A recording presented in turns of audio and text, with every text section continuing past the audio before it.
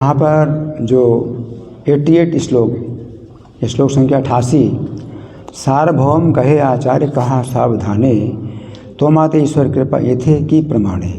तो सार्वभौम कहते हैं कि आचार्य आप सावधानी से कहिए आपके ऊपर ईश्वर की कृपा है, इसका क्या प्रमाण है। तो सार्वभौम ने बहुत अच्छा एक तर्क दिया कि गोपीनाथ आचार्य कहते हैं कि सार्वभौम भट्टाचार्य को कि आपके ऊपर ईश्वर की कृपा नहीं है, इसलिए आप नहीं समझ पा रहे। तो सार्वभौम भट्टाचार्य ने मतलब सीधे उनके ऊपर जो है उनके ऊपर आरोप लगाया कि आप कैसे कहते हैं कि आपके ऊपर ईश्वर की कृपा है। तो ये जो है बड़ा गहरा है। तो हम अभी पीछे में आएंगे, जो 87 श्लोक है।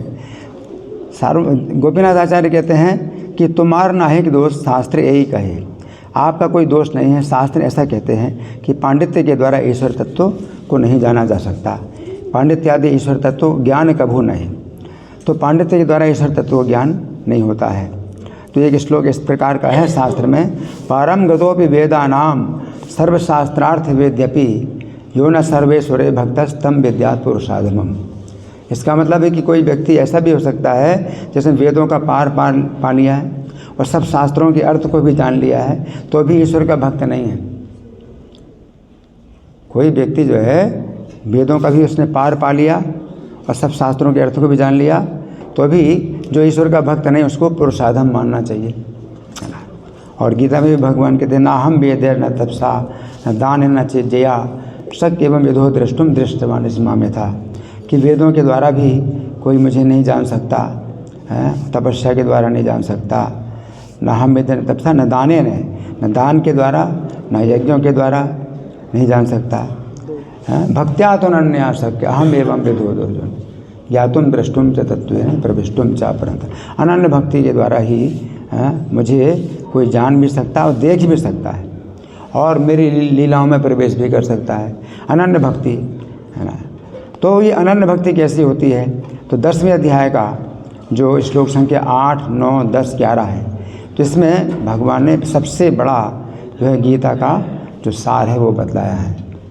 तो उसमें क्या है कि अपने समान जो भक्त होते हैं तो उनके साथ में जब भगवान की हम चर्चा करते हैं, मच्चित्ता मद्गत प्राणा बोधयंता परस्परम कथयंतस्य माम नित्यम तुष्यन्ति चा रमन्ति चा।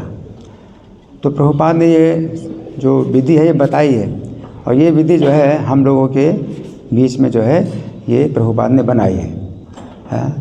मच्चित्ता मद्गत प्राणा बोधयंता परस्परम, एक दूसरे से हम जब भगवान की चर्चा करते हैं और उसी में ही कथयन्तस्य माम नित्यम, और सुनाते हैं और तुष्यन्ति च रमन्ति, उसमें आनंद भी लेते हैं। इसका ही सबसे बड़ा हम जो है सुख अगर प्राप्त करते हैं तो इसका परिणाम क्या होता है, तेषाम सतत युक्तानाम भजताम प्रीतिपूर्वकम। तो जब प्रीति संबंध हमारे भक्तों के साथ में प्रीति लक्षण होते हैं, ददाति प्रतिगृहणाति, कोई हम आख्याति पृच्छति भुंक्ते भोजयते च षड्विधम प्रीति लक्षणम। तो भजताम प्रीतिपूर्वकम का मतलब है हम भक्तों के साथ में अच्छे संबंध बनाएं, एक दूसरे के साथ में प्रीति पूर्वक जो है हम व्यवहार करें। तो ददामि बुद्धि योगम तम, तो भगवान कहते तब मैं बुद्धि योग प्रदान करता हूँ, जिसके द्वारा ये न माम अपयान्ति थे, जिसके द्वारा वो मेरे निकट आते हैं।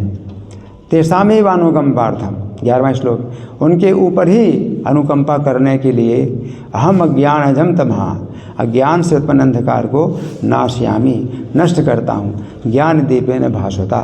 तो ज्ञान के प्रकाशमान दीपक के द्वारा उनके हृदय के अंधकार को मैं नष्ट करता हूँ। तो भगवान कहते हैं उनके ऊपर ही केवल, तो भगवान की जो कृपा है रिजर्व है, केवल उनके लिए ही रिजर्व है जो आपस में एक दूसरे के साथ में अच्छे संबंध बनाते हैं और भगवान की चर्चा करते हैं। तो ये सार्वभौम भट्टाचार्य भी अभी चैतन्य महाप्रभु की सेवा में लग गए।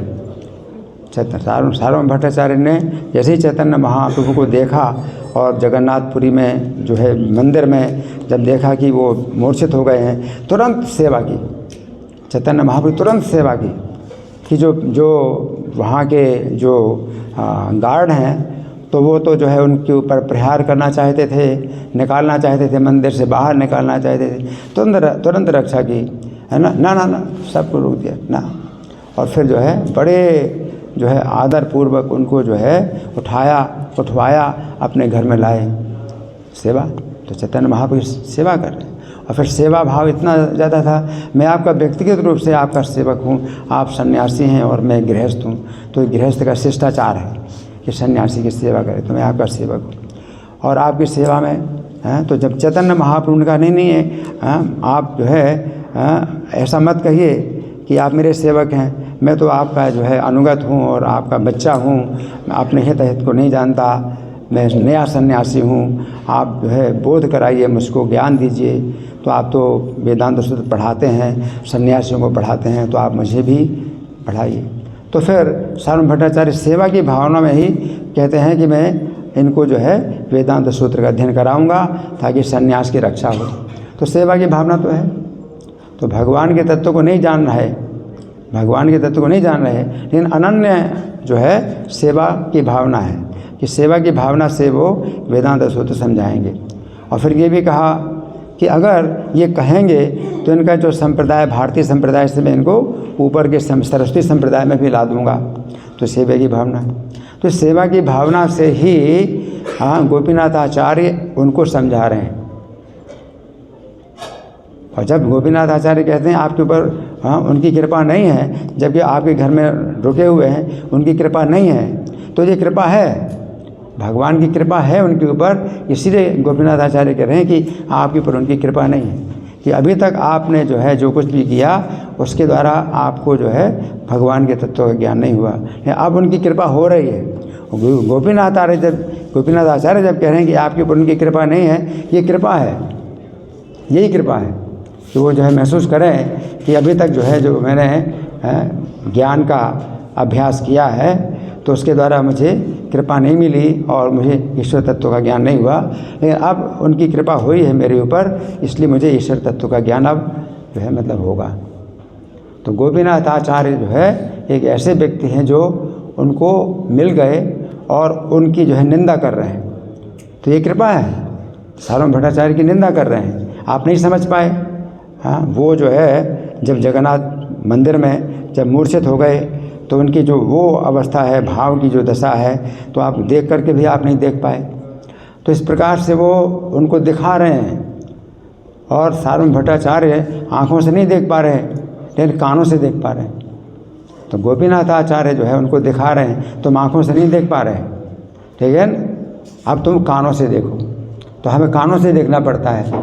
हम भगवान का दर्शन करने आते हैं आँखों से, तो आँखों से हम नहीं देख पाते हैं, क्या सोचते हैं कि मूर्ति है और ये तो जो है पत्थर की मूर्ति है या पीतल की मूर्ति है, लकड़ी की मूर्ति है, तो ये समझते हैं। लेकिन जब हम सुनते हैं तो कानों से फिर हमें वो नेत्र मिलते हैं कि हम देख पाएँ उनको। तो ये जो है मतलब कृपा है जो गोपीनाथ आचार्य के रूप में सार्वभौम भट्टाचार्य को चैतन्य महाप्रभु की कृपा प्राप्त हो रही। हरे कृष्ण। ग्रंथराज श्री चैतन्य चरितामृत की जय, श्री प्रभुपाद की जय।